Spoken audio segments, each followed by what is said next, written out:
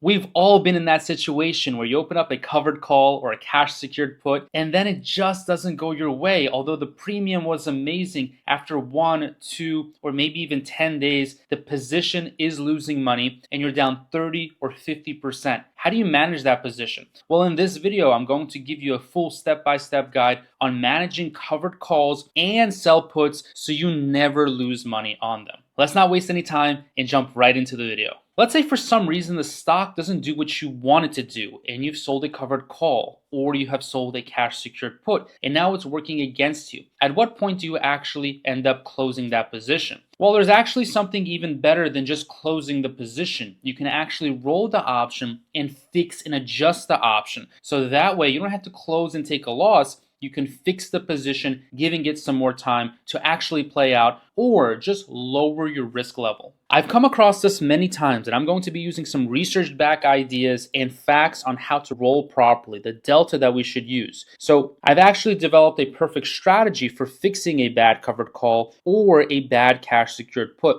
And I'm going to be showing you examples. Let's first start with a diagram and some pictures to show you how this actually works. Let's start by fixing a bad cash secured put. So let's say that you sold a cash secured put and you expected the stock to stay above the strike price. This is your ideal scenario. When you're selling a cash secured put, you want the stock to go either up, sideways, maybe a little bit down, but you don't want it to breach your strike price. And in the case that it does breach your strike price, now you have assignment risk, and you will also be having to buy 100 shares of the stock at expiration for sure, even if you don't get assigned early. So you basically need to make a decision. Once the stock goes below your strike price, are you going to roll? Are you going to close? How much time do you have to wait to make this decision? What delta are we going to roll to, if so? And are you actually happy just to take assignment and not do any rolling or any adjusting or any closing? Well, let's go over some scenarios. Option 1. Let's say that you want to roll down the put option and out in terms of expiration date. This is my preferred method in about 50% of cases. If a stock has pulled back and I don't want to buy the stock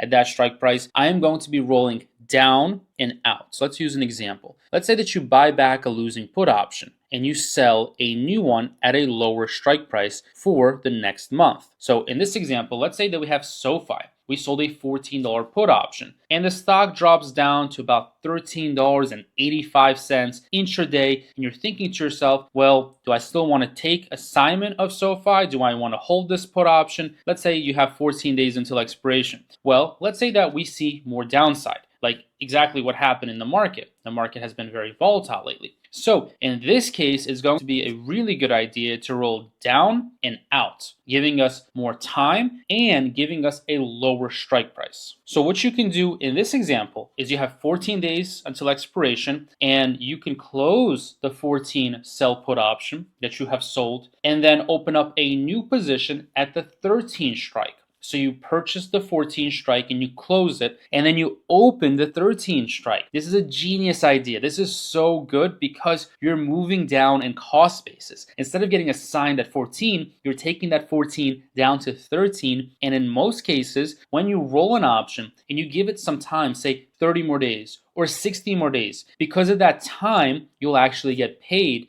And oftentimes you can roll for a credit. Sometimes you may have to pay a debit. And when we go over my actual portfolio and I give you some trades, I'm going to be doing Amazon and I'm also going to be going over Chipotle and maybe a couple of more real examples in my actual portfolio. You'll see how I make the decision between doing a credit or a debit. But for now, you should know that closing an option and opening a new one is always best done as a credit if possible. But if you have to pay money, or aka pay a debit, it can be very worth it, especially if you're paying pennies to make dollars. So now that you saw rolling on a diagram, I'm going to go into my portfolio. I'm going to show you rolling a put option on Amazon. So I currently have an Amazon 200 put option, which is expiring on March 21st. And that's very close to when I'm making this video. By the way, if you're watching this video in the future, just copy the same logic and thought process to roll and make money and to protect yourself and to fix a position. So I'm going to show you how to fix this Amazon 200 put. look, I'm going to click into this option and I'm going to break down exactly what's going on. Now look, Amazon is currently trading for $198 per share, which means that it's under the strike price of my $200 put option. Now, I have the exact perfect strategy for rolling this put option and saving myself from getting assigned, which I currently don't want to get assigned since I already have Amazon shares. Now, check this out. This position is expiring in just a couple of days. I have sold it for an average credit of $1.88, which actually means that I'm barely down any money. I'm actually at my break even. But the total return here is negative $1,385. The reason why it's down is because this option still has some time to it, albeit not that much, but it's very volatile. Since the market is volatile right now, and you can see the volatility because the implied volatility right here is 37%, this option has a lot of value. However, because it expires this week, and that means 5 more days until expiration, as I'm making this video on a Monday morning, this option will lose all of its extrinsic value this week when theta kicks in, as theta continues to decay the option. Let me point out how this option works right now. Basically, Amazon is about $2 in the money. However, this option is worth $4.65. $2 is in the money or intrinsic value, whereas the other $2.65 is extrinsic time value, volatility, and other factors. Okay, so if Amazon stands completely still and does nothing this week, this option will lose $2.65 of value. Since I have sold this option, I would actually be happy for it to lose some value. Because this is an option selling order, if Amazon stays the same, then this option will lose $265 and I will make $265. That will be how much I will actually earn. Now, if Amazon goes down, then I'm going to lose more money at expiration, or I'll simply get assigned and I'll be more down on the position since Amazon will be lower, yet I still have to buy the stock for $200 per share. Okay, if Amazon goes above 200, well, I'll actually end up making the entire $4.65, or basically I'll make $2,325 this week. Let's say that I don't really want to take the risk this week. Amazon's already in the money and I want to practice safer risk management. I want to reduce volatility. Well, here's how I would roll this position down and out, saving myself from getting assigned at the current moment, which I would. So I'm going to click roll this position. And now what I'm going to do is I'm going to pick a new expiration date. So the new expiration date that I will pick will be 32 days out, or roughly 1 month. I love moving from one traditional expiration to the next traditional expiration. It's the best because there's a lot of liquidity and there's a lot of volume on the third Friday expiration of options. Okay, so I'm moving from March 21st up until April 17th. So I'm making that roll, which is roughly 30 days. Now, what I'm going to do to completely and absolutely perfectly fix this position. This is actually, when I learned this strategy, I was blown back at how amazing this is for risk management and protecting myself while also making consistent income. So you can see here, this is very simple actually. I'm going to look at the 195. The implied volatility here is 33%. There's a lot of volume. There's a lot of traders and investors looking at the 195 put position for Amazon. You can see how the bid-ask spread is also very tight, and that's very good. So the tighter the bid-ask spread, the less money that you lose to market makers on Wall Street, to liquidity costs. So this is fantastic. You can see right here that if I do the 195, I can move from 200 down to 195. And I'm going to go from 465, which I have to buy. I have to pay $465. And now I'm going to sell this 195 put option. But because there's more time, it's actually worth more. It's worth $613, which is amazing. You're buying one option that's $465, and now you're selling one for over $600. You can see right here, the actual time change is under 30 days, and I'm going to be collecting a net credit for $1.48 per contract, or essentially for the 5 contracts, it's going to be $740. So I'm moving down, I'm reducing my risk, and at the same time as reducing my risk, I'm also going to be collecting $740 in credit. This is the first way to fix a cash secured put option. We'll go over some covered call examples as well. I'm going to be using both in this video because selling puts and covered calls are very similar strategies, and I use them all the time to generate consistent, safe, and passive income. So let's talk about the second option that you can do to fix a cash secured position. position when it goes into the money. And this is the most simple option of them all, which is actually just take an assignment. Taking an assignment is actually pretty good because, look, if you sold a put option, you're probably excited to buy the stock anyways. You probably like the stock, and that's my rule actually. I only sell puts on stocks that I would like to own anyways. So option 2 is take assignment and then sell covered calls. So if you're assigned, you're going to have to buy 100 shares at the put strike price. So in the example that you saw, Amazon, I would have got assigned at $200 per share, and I will get assigned if I hold this option until expiration. So now you have 100 shares. And what you can do is you can immediately go ahead and say, I want to make income. I want to collect more cash, and I don't want to just sit on my shares. I don't want to just sit on 100 shares and maybe it goes up, maybe it goes down. We never know with the stock market, but with the covered call, you can immediately sell a call to generate premium while waiting for the stock to recover. Let's say that I got assigned on Amazon for $200 per share, okay? Now, what I'm going to do on Monday, after the Friday expiration, after the weekend, Monday hits, I have the shares, I immediately go ahead and sell either a 200, there's two options I'll do. Either sell a 200 covered call because that's exactly at the price that I bought it, and I'm just making money at that point. I collect a premium on selling puts, and I collect a premium on covered calls. Or what I can do is I can also go for 205 covered call. If I go for the 205 covered call, essentially what that means is now I have upside. I can increase in value on the stock, but I also have premium coming in because I'm selling a covered call. So in option 2, you're not necessarily fixing, you're just taking ownership of the stock, and then you're essentially collecting income and premium. So instead of rolling, adjusting, and trying to fix it, you just take ownership. Now, I'll go over option 3 as well. Option 3 is a little bit different, and this one would depend on technical analysis or even fundamental analysis or a combination of both. So this third option is cutting your losses and completely moving on. Let's say the stock's fundamentals have deteriorated, there has been bad news on the stock, and you think that's going to be worse for its future, and you really want to reconsider even owning that stock. Then you can go ahead and cut your losses and move on. If the stock drops hard, you don't have to think about the stock having to recover. You don't have to wait for it to recover. You just simply cut the position and move on and invest in something better, which has a better opportunity. So let's say, for example, that you sold a put option on Apple at $230 before Apple was at $235, and before it went down to under $215 per share. Well, what you can do is if you sold a $230 put, sometimes it's not better to hold the option and try to adjust it or fix it. In some cases, especially in more of a correction market, you might want to just cut the position, take your losses, and simply just give it some more time and wait for that same stock to either hit a lower point or just to really reinvest that money into something that's either safer or more lucrative. Sometimes the best trade is really no trade. Don't hold a bad position just to hope that it rebounds. In some cases, it might not rebound, and in other cases, even if it rebounds, the time that it'll take for that company to rebound is going to be opportunity cost, where you could have had your money invested in something else that would bring you more returns for your capital. So I was looking for some sell put positions which I would completely cut, and I currently don't have any because I would cut it if I had it. So in most cases, what I want to say out of the 3 examples is that either 50% of the time I will either roll that position or adjust it, or other 50% of the time I will essentially take assignment and start selling covered calls. It's very rare that I actually cut the position. I would say that maybe it's 45-45,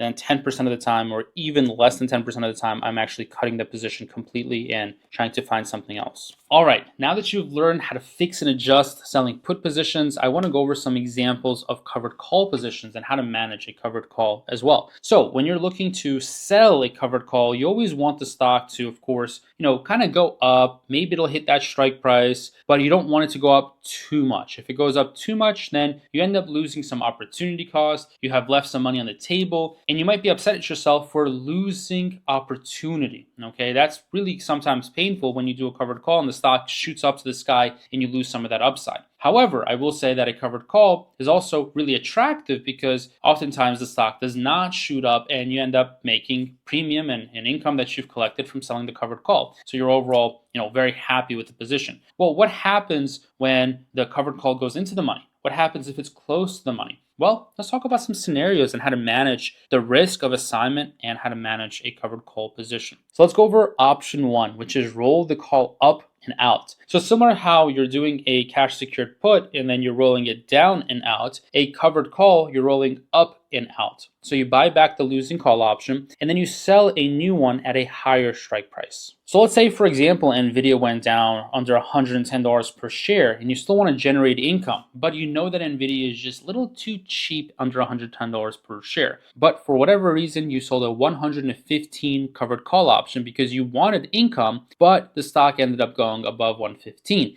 And now you're thinking to yourself, well, what do I do? How do I fix this? How do I adjust this? And how do I, really not lose the shares? Because I like the stock and maybe I just did a covered call just to get income, but I was kind of wrong and the stock went up a lot more than I thought. Well, it's actually a very easy solution. All you have to do is close the position and open up a new one, just like we did with a sell put position. Let me go over an actual example. I'm going to be using Chipotle here to demonstrate this example. So Chipotle is perfect because I have a $50 covered call, and essentially what happened is Chipotle is currently trading for $50.08, and I don't want to lose my Chipotle shares. I like Chipotle, and this option right here is at a very slight loss of negative $33. Now, your personal situation might be worse. I'm showing you a very light situation. In some cases, let's say the covered call is way higher and you're down, hundreds or thousands of dollars, okay? You can still use the same strategy and roll up and out to either collect income or to even pay a debit to dramatically increase your strike price. So I'll go over these two examples on covered calls. The first example, I will just lightly roll this position and it's definitely going to be a credit, but I'm also going to show you what a debit looks like in the next example. So let's go to roll this position, and you can probably already tell this is going to be an easy way to make money. Very, very easy. So I'm going to be rolling from March 28th to April 17th. And if I go from $50 strike price, I can move it easily to something like, well, actually notice here that Chipotle doesn't really have any strikes in between. I wanted to go for a 51 or 52, but Chipotle only has 50 and 55. So that's okay. The reason why that's happening, by the way, is because there's less volume on Chipotle and there's less options to trade. But if I go to April 25, I think this will be fixed. Yes, it is fixed. So now I can just slightly change. And, this is the unique scenario where the traditional expiration was not better than a non-traditional expiration. So now you can see how even if I moved to something like 51, you can see here that I'm collecting a net credit of over $1,000. And I'm actually moving up from 50 to 51. So I'm moving up by $1, and the difference is 97 cents or $97 per contract. And since I have about 11 contracts, that's why I'm getting a total credit of $1,067. So this is an example of how to move a strike price that has just hit into the money. Just very, very barely, okay? It's very easy. You can see here how the total credit is pretty big, and this is not even a huge trade that I have on Chipotle. But let me show you what a debit might look like when you have sold a covered call option and you want to roll it up, but it's already very in the money and it's going to be more expensive, and you're not actually going to collect a credit. Instead, you're going to collect a debit. All right, I don't have any positions for a covered call that is very in the money, but I do have a position on Robinhood, which is a sell put. So we're going to go back to selling puts. And rolling for a debit, whether it's a sell put or a covered call, is actually very similar. It's almost the same thing, and the thought process is the same. So I'm just going to show you the best example that I currently have open in my portfolio so we can be as realistic as possible. So I have Robinhood where I sold a $45 put option, and Robinhood is under $40 per share. So I am down $4,500 or negative 350%. So I practice very safe risk management. I have a very small position here. However, it's down a lot. So how do we fix it? Well, the implied volatility here is 83, which is freaking astronomically high. And the delta here is 0.9 basically. So it's going to be very difficult for this position to really recover in a short amount of time. It may, but let's just say that I want to roll this position and I want to roll down. Let's say that I no longer think Robinhood is worth $45 per share. I'm going to click roll this position. Now what I'm going to do is I'm going to roll this position lower. And let's say that I want to, let's actually make a unique example and say that I just want to roll out a little bit over 2 to 3 weeks out. And because Robinhood has so much implied volatility, you can roll it much quicker. You can make it much more frequent in terms of rolls because time is such a big factor for this option. All right, so you can see here how, because it's pre-market, Robinhood has a little bit of glitches, but the example I want to show you is that essentially I can move from 45 down to something like, let's go over 44. I'll show you two examples. Here you can see how I'm moving from 45 to 44. That's down $1. And the net debit would be 127, which makes absolutely 0 cents. So this option, the only reason it makes 0 cents is because there's no liquidity. So here, notice, I'm actually showing you a very good example of why I don't really like non-traditional expirations. The volume here is so low, the open interest here is so low, that the bid-ask spread is so wide, this would be an example of a really bad option. So even moving down $1, I pay 127 to go down $1. Makes 0 sense. This is absolutely what not to do. Okay, so that's fine. I'm going to go to April 17th, and that's going to be a lot better. So for April 17th, you can now see that as it should be, the 44 strike, which is $1 lower, actually gives, well, here it gives you a net credit. Okay, so here it's a net credit, which is really good. You can move down $1 for a net credit. But let's say that I want to move down all the way to $40, all the way down to 40. Well, this is going to be a net debit. So this debit is $2,000. Well, here's how you determine if it's a good or bad deal. Because the 45 is worth $5.90 and the 40 is worth $3.85, the difference is $2,